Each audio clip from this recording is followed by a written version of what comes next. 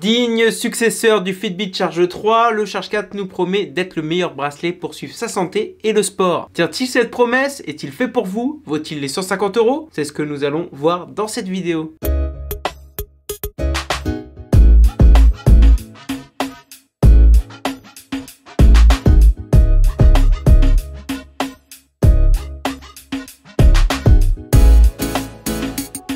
Bienvenue les amis sur Panacotech, je suis Mehdi et une fois encore nous allons découvrir ensemble la crème du high-tech. Aujourd'hui je vous présente ma vidéo test du Fitbit Charge 4 et voici le sommaire.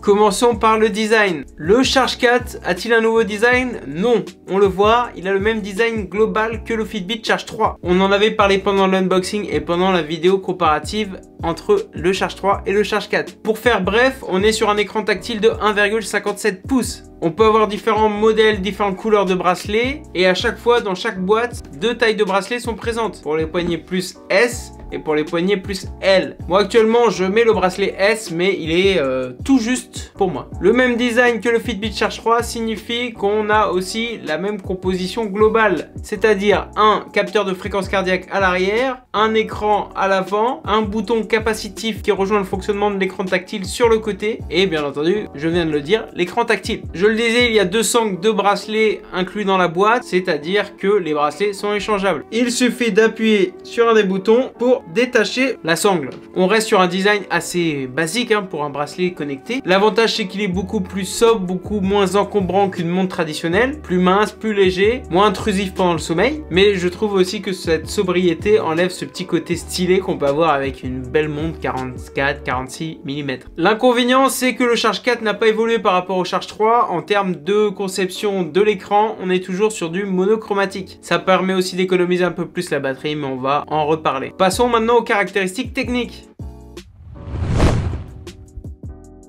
Outre le design, nous sommes sur un bracelet différent du Charge 3 parce que il intègre un GPS. Dedans, nous avons toujours un capteur de mouvement 3 axes, le capteur de fréquence cardiaque, l'NFC qui va permettre de faire du paiement sans contact grâce à Fitbit Pay, le tracking du sommeil, le tracking d'activité sportive et le tracking quotidien. Nous avons une autonomie annoncée à 7 jours et en GPS avec le suivi GPS qui est diminué à 5 heures. On reçoit les notifications, on peut contrôler Spotify et la musique et ça on va en parler un peu plus dans les fonctionnalités. C'est parti.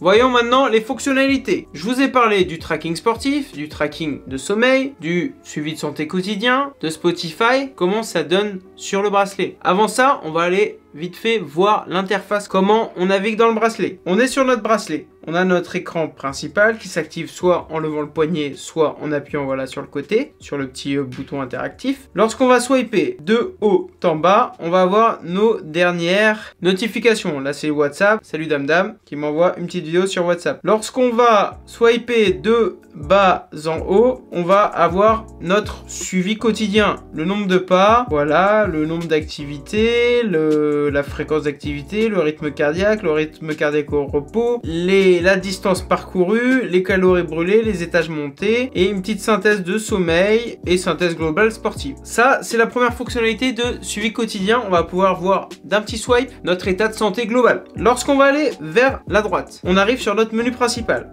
Ici, on a activité pour lancer une activité sportive, Spotify lorsqu'on a un compte premium pour gérer Spotify, on se connecte et on va pouvoir gérer notre musique Spotify. Le calendrier pour synchroniser avec notre application Fitbit nos événements, relax, la fonctionnalité qui va nous permettre de respirer et de se relaxer, chronomètre, alarme, météo, paramètres. Voilà les fonctionnalités majeures présentes dans le bracelet. On va aller voir dans l'activité. Dans l'activité, on va pouvoir sélectionner une ou plusieurs activités sportives. On va le voir après dans l'application comment se fait le suivi sportif. Dans les paramètres, on va pouvoir gérer la luminosité, la vibration, la fréquence cardiaque, le mode sommeil, l'alerte de fréquence cardiaque. La météo nous montre la météo. L'alarme nous permet de définir une alarme, chronomètre, calendrier. Et voilà pour ce qui est de l'interface de la montre. Maintenant, passons au téléphone.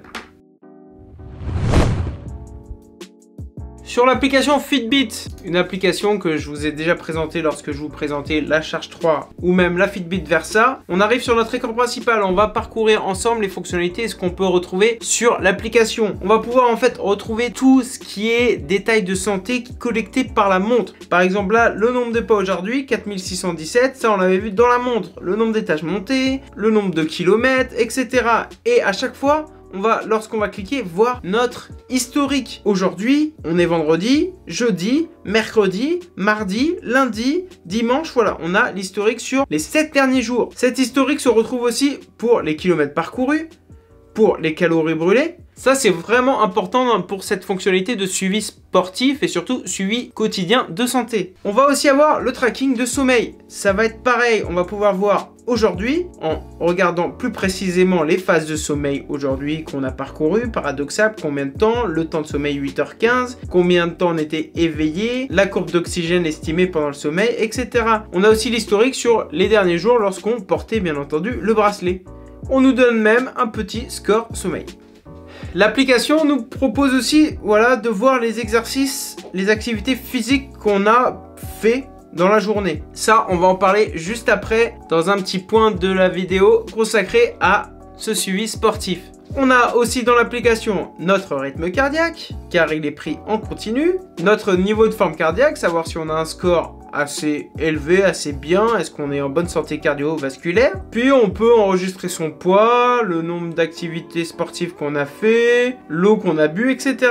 Après, ce qui est intéressant aussi sur l'application Fitbit, mais ça vous n'avez pas besoin du bracelet pour le télécharger et l'essayer, c'est que vous avez des petits défis, vous avez des petites stats de forme, des petits entraînements et une communauté où les gens partagent leur effort, leur séance sportive et surtout se soutiennent. Ça, c'est un vrai point fort de cette application. Mais comme je vous le disais, si vous voulez voir ce que ça donne, téléchargez-la et vous allez pouvoir commencer à vous familiariser avec. Pour finir avec l'application, on va pouvoir choisir, lorsqu'on va aller en haut dans notre compte, notre écran principal, si on veut, voilà, une interface analogique numérique, une avec des petits aiguilles. Voilà, on a différents cadrans que l'on va pouvoir paramétrer. Pareil, on va pouvoir paramétrer, choisir quelle application, comme ils appellent, on veut sur notre montre. Par exemple, moi, Spotify, je m'en fous. Je l'enlève. C'est ici qu'il va falloir aussi connecter son compte premium. On va pouvoir associer au portefeuille pour le Fitbit Pay. Et surtout, c'est ici qu'on va pouvoir choisir quelle notification de quelle application on veut recevoir. Choisir le sport qu'on veut intégrer dans la montre. On a plusieurs types de sports, je crois qu'on a une vingtaine. Natation, ouais, vous les voyez, yoga, golf, etc. Ça, je sais que c'est important pour vous de savoir si votre sport est dedans. Mais voilà, on peut toujours trouver des alternatives, bien entendu. Maintenant, passons au suivi sportif. C'est parti.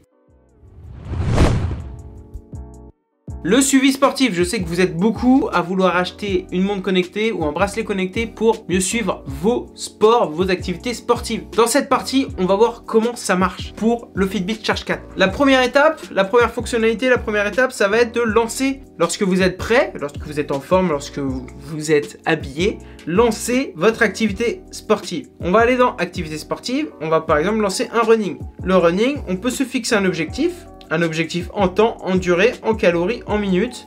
On va dire, hop, en distance, 5 km. Il se connecte, on voit que ça se connecte au GPS. On se connecte, bon là je suis chez moi, je sais pas s'il va bien capter le GPS. Et après on démarre, on lance l'activité sportive. On a pendant notre activité sportive toutes les données, allure, fréquence cardiaque, calories, pas, etc. Une fois qu'on a fini l'activité sportive, on la termine et c'est fait. On a le petit résumé. Puis après, pour aller l'analyser, on va sur notre téléphone. On va par exemple aller voir un petit jogging que j'ai fait il y a 2 jours autour de chez moi. Hop, on arrive dans l'application sur la fiche de l'activité sportive. Qu'est-ce que le bracelet nous permet d'avoir comme information? On va voir la distance captée par le bracelet, le GPS du bracelet, le temps, l'allure par kilomètre, le dénivelé, les zones de fréquence cardiaque, est-ce qu'on était plus en élimination de graisse, est-ce qu'on était plus en cardio. Ça c'est très important et c'est très bien d'avoir rajouté ça sur ce bracelet. C'est une des nouveautés pour pouvoir, voilà, se statuer sur nos zones de fréquence cardiaque. On peut aussi, bien entendu, regarder la map par zone, par rythme, zoomer sur où on est passé, classer l'exercice, etc. Lorsqu'on va lancer un entraînement de circuit, c'est sans GPS, c'est un entraînement que je fais chez moi, une sorte de intervalle à haute intensité. On est pareil, on est voilà sur un rythme cardiaque, on voit le nombre de temps, on voit pas du coup la distance, mais on a quand même les informations principales pour suivre une activité sportive. Ce qui va être intéressant maintenant, c'est de comparer ce cardio-fréquence-mètre lors d'une activité sportive à mon moniteur cardiaque. Je l'ai fait pour vous. Comparons les allures des courbes déjà, sans aller concrètement dans le détail. Concernant une activité sportive type running, dans l'application Fitbit, on ne peut pas forcément aller dans le détail, mais on peut voir à peu près l'allure. Le rythme moyen cardiaque détecté par mon moniteur cardiaque ceinture est de 141. Celui de la montre est de 140. Déjà, on n'a que 1 BPM d'écart, ce qui est vraiment pas mal sur une différence entre un bracelet et un moniteur. Parce que sur les mauvais bracelets ou les mauvaises montres, des fois, j'arrive à 5, 6 de différence. Au niveau de la fréquence cardiaque max, on est pour mon moniteur sur 165 et aussi sur le bracelet sur 165. Vous voyez, l'allure est à peu près semblable. On voit qu'il y a un pic de 165 et après un deuxième pic à la fin qui monte aussi presque à 160. Ça, c'était sur le running. On va dire que c'est le plus facile à capter pour un cardio-fréquence-mètre de bracelet ou de montre parce que ça monte à peu près crescendo. Voyons ce que ça donne sur une activité à haute intensité cardiaque, c'est-à-dire où le cœur fait les montagnes russes. Le rythme moyen pour le moniteur cardiaque, c'est 136 BPM. Pour la montre, on est à 138. C'est à peu près aussi semblable. Le rythme cardiaque maximal est pour mon moniteur à 171 et 167. Pour le bracelet, on est à 4. Mais moi, ce qui m'intéresse le plus, c'est que le bracelet a bien suivi ce petit pic qui s'est donné à la fin. Avant de redescendre, le bracelet a réussi à le suivre. Globalement, quand je fais des activités sportives type circuit d'entraînement à haute intensité cardiaque, je trouve que ce bracelet arrive à suivre voilà les différents montées en fréquence cardiaque. On peut le voir aussi sur cet exemple là où le bracelet arrive à faire ses petits pics. Voilà pour ce qui est du suivi sportif. Maintenant passons aux points négatifs et points positifs de cette montre avant de conclure. C'est parti. La petite synthèse des points positifs, points négatifs. Commençons par les points positifs. L'ajout du GPS. L'ajout du GPS est une évolution par rapport au Charge 3 qui, pour moi, me ferait prendre le Fitbit Charge 4 parce qu'on est plus précis dans le suivi sportif et ceci est important lorsqu'on pratique notamment du sport comme le running. Le deuxième point positif que je trouve avec ce type de bracelet, moi, c'est vraiment l'aisance de le porter parce qu'il passe inaperçu, il est sobre, il suit notre santé et son design nous encombre pas le poignet. Le troisième point positif que j'ai trouvé avec ce Fitbit et ça m'a rappelé voilà la qualité de cette marque, c'est le cardio-fréquence-mètre qui était pour ce prix, pour 150 € par rapport à ce que j'ai vu sur des Huawei, Honor, etc. et un très bon cardio-fréquence-mètre sportif. Voilà, les autres fonctionnalités comme Spotify ou Fitbit Pay, moi je les utilise pas, donc c'est pas dans mes points positifs, mais ça peut l'être pour vous. Dans les points négatifs, le premier, c'est ne pas avoir amélioré concrètement l'écran et l'interface. On reste un peu sur notre faim, on est sur la même interface et toujours sur cet écran monochromatique. Le deuxième point négatif, ça va aller un peu avec les points positifs du GPS, c'est l'autonomie. Parce que l'autonomie, si on court souvent et qu'on utilise souvent le GPS, est vraiment réduite. Voilà, ils ont annoncé jusqu'à 5 heures en suivi continu de GPS, mais l'autonomie de 7 jours, je l'ai très rarement atteint, je suis plus aux alentours de 4 jours. Le dernier point négatif que je peux trouver, c'est encore voilà cette restriction au niveau des applications de l'interface. Là, il nous manquerait une petite connexion Strava ou application de sport pour être au top. Maintenant, passons à la conclusion.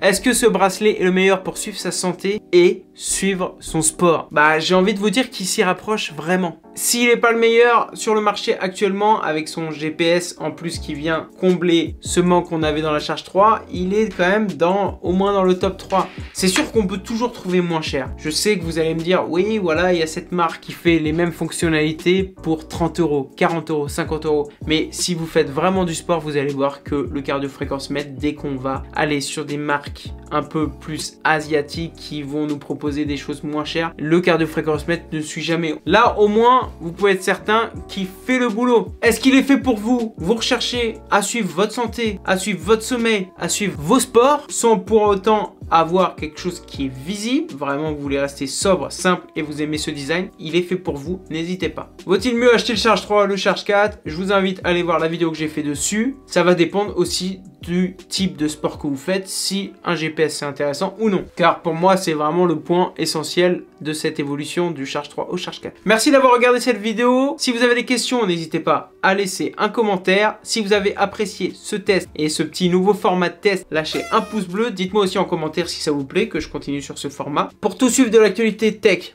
abonnez-vous. En attendant, vivez à fond, vivez high tech. Merci et à bientôt sur ma chaîne.